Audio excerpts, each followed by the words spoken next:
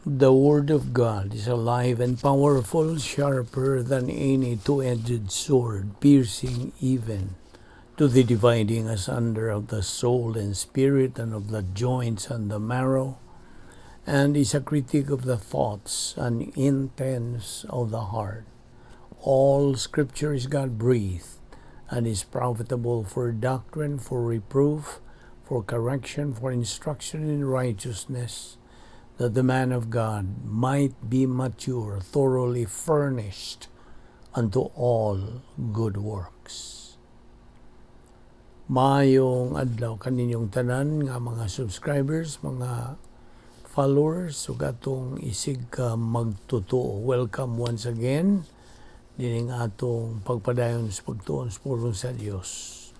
So dito maglangan ato dayong sundon ang routine na anda nato, kikinahanglan nato pagsugid sa atong mga sala ngadto sa tubangan sa Dios nga Amahan, aron dili kini mahimong babag sa atong pagtuon sa pulong sa Dios. Kini alang kanato mga magtotoo. Ang mando sa 1 John 1:9 nagkanayon, if we confess our sins, God is faithful and just to forgive us our sins and to cleanse us from all unrighteousness. Nawalang kanimo dili magtotoo ang imong isyong nga giatubang, dili ang imong sugid sa mga sala, kundi ang imong paggamit niya ng imong kabubuton sa pagtuo, pagdawat kang Ginoong Jesucristo ingon nga imong manluluwas. Usa sa hilo mag-andam tas tong kaugalingon. Let's pray.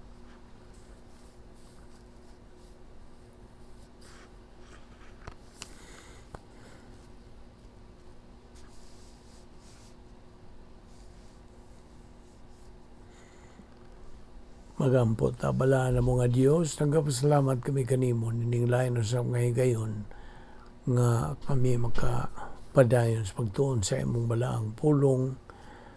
Ubos ni ining Vic Balbido Evangelistic Ministry, pinagi sa YouTube channel.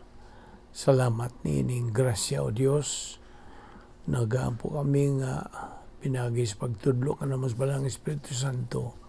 Kami imong pasabton, ipatinawan ni ining mga kamaturan nga mong pagatunan. Kining tanan, among ipasalamatan sa ngalan ni Ginoong Jesucristo. Amen. Maayong adlaw sa tanan atong mga subscribers. Once again, welcome. I hope you are in the pink of health sa pagkakaroon. Okay, padayon ta sa atong adlaw-adlaw nga pagpakaon sa atong tagsa-tagsa kakalag. Kini alang ka nato mga magtotoo.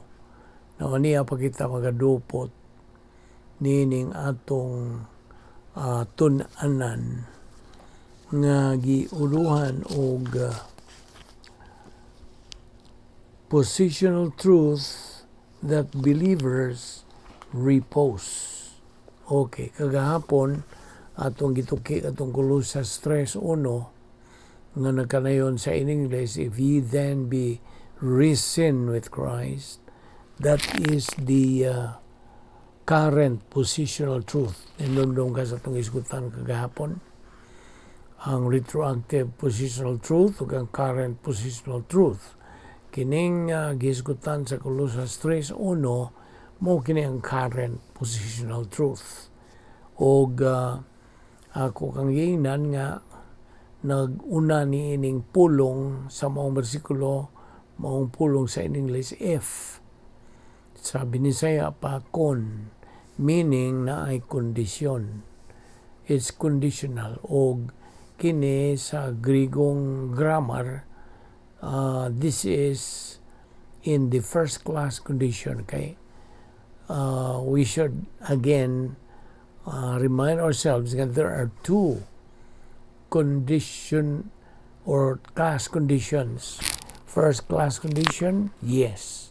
Second class condition, no. Third class condition, maybe yes, maybe no. Okay. So, this Colossians 3:1 condition is true. Thus, it is in the first class condition. O sa imong pagpadayon yan ng maong bersikulo, if ye then be risen with Christ, ang misunod niya na maong seek, pangita. O sa Grigo ang pulong is zeteo, to search, to learn. Or, it's careful investigation or searching, to try to find out, to seek information, and keep seeking. O itong atong isgutan katong Grigong pulong perazzo, to try, to test, to examine. Kini nagkanayon o nagpasabot nga na nilagi paimutang kini sa customary iterative present, to attempt to learn by careful investigation or searching. Now, by this time, we presume that we know the meaning sa positional truth. Okay? Sa ito nang nahibawan, this is divided or categorized into two, retroactive o current. Now, kagahapon, atong gisgutan katong Colossians 3:1, if ye then be risen with Christ, keep seeking the things above. Now, the above here is the positional truth. Ug ang condition, so sa atong isgutan kagahapon, prothesis mao ni premise o pasiuna, sabi di saya. And then the apodosis is the conclusion, mao na nagsunod. Now, may presentation ni bahin ni, no? If you are stoned, if your eyes sinneth, if your hands sinneth, if you are slapped in your face. So na, mga condition ka na, if. Now, there is that so-called evidence inference sa prothesis o ang equivalence prothesis gyapon kini. Now, doon na kini compound prothesis sa Roma 10:9 na kanayon. If you confess with your mouth Jesus as Lord and believe in your heart that God raised Him from the dead, you will be saved. Namo nagiyon og inverse condition. See? Simple apodosis. Now, sa 1 John 1:10, ang usara ang prothesis diha, panduha ang apodosis. So, inverse condition, if prothesis is true, apodosis is also true. Now, kung ipamutang nila ni sa imperative mode, the mode of command, it has many kinds. Like, for instance, if you put your hand in the fire, your hand will be burned. Now, this is, in English, this is mild command. Now, the direct command is, don't put your hand so your hand will not be burned. Kita niyo mo diferensya? So, ang mild command, if you put your hand in the fire, your hand will be burned. Ang direct command is, don't put your hand so your hand will not be burned.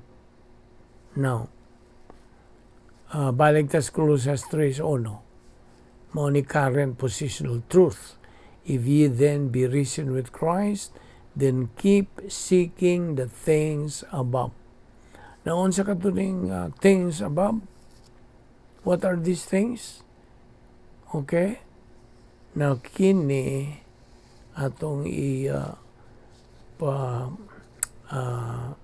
padayag kanimo, ipaklaro kanimo nga, the things above are, well, Christ's being seated at God's right hand above us.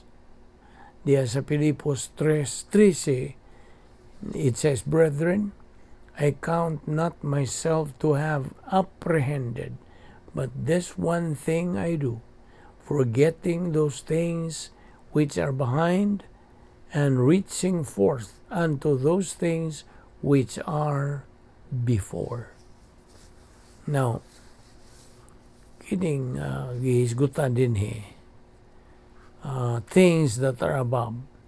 Dias Colossus 2:12, nagkanayon kinig, buried with him in baptism, wherein also ye are risen with him through the faith of the operation of God, who hath raised him from the dead. Now, furthermore, kining things up above are what God commands us to learn, study, and apply in our present life, and come to the knowledge of the Word of God. Mao kini. Now, to sum up God's will for you, magtotoo, is to be first. Acts 16:31, believe on the Lord Jesus Christ and thou shalt be saved. That is regeneration. Ikaduha, to grow in grace and knowledge of the Lord Jesus Christ. 2 Peter 3:18, study the mind of Christ. Kini nga itong gibuhat karon. Kini naman tayo sa kaduhang bahin sa protocol nga plano sa Dios. So we have to study the mind of Christ. 1 Corinthians 2:16. We have to assimilate God's truth, post-salvation epistemological rehabilitation. Now, kining Proverbs 15:24 na kanayon, the way of life is above to the wise, that he may depart from hell beneath. Proverbs 10:27, the fear of the Lord prolongeth days, but the years of the wicked shall be shortened.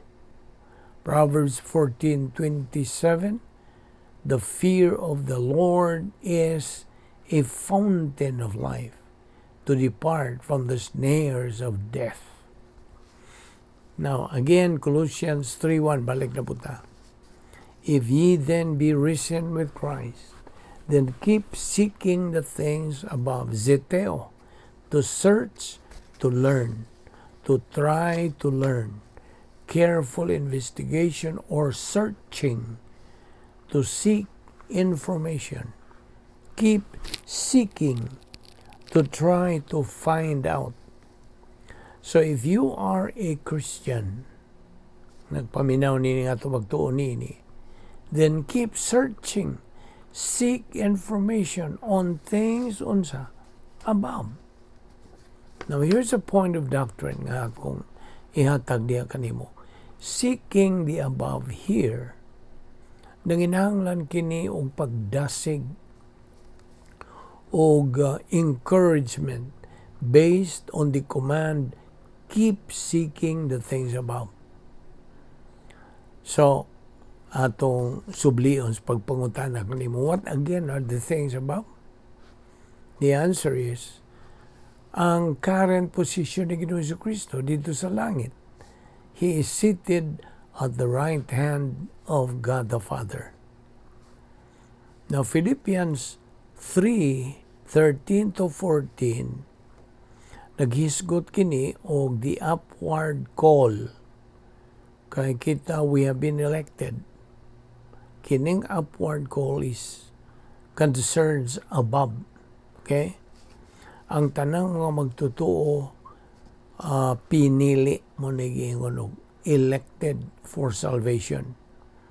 When we believers believed in the Lord Jesus Christ as our Savior, we did not invite Christ into our heart. Ngano? Because our heart is deceitful. We just believed in Christ and we got saved. We only used the non-meritorious faith. Ephesians 2:8-9. The upward call to follow God's will here on earth. Mo kana ang upward call. So ang atong tumong as people is salvation. After that, our next goal is Bible truth. This is what every believer aims now. 2 Pedro 3:18, ayon na ni kalimting maong bersikulo. To grow in grace and knowledge of our Lord and Savior Jesus Christ. This is the step to be a winner believer or to become spiritually mature. So, it's synonymous. Moingon gani ka, you are spiritually mature. That means you have stepped sa ang nga ikaw mananaog na nga magtotoo. At ipadayon ni ugma, magampo ta, amahan na mong langit nun, salamat. Ining imong pagtudlo ka na mo sa dugang pangkamatuuran. Ning among Bible study, pinagi sa YouTube channel sa Balbido Evangelistic Ministry.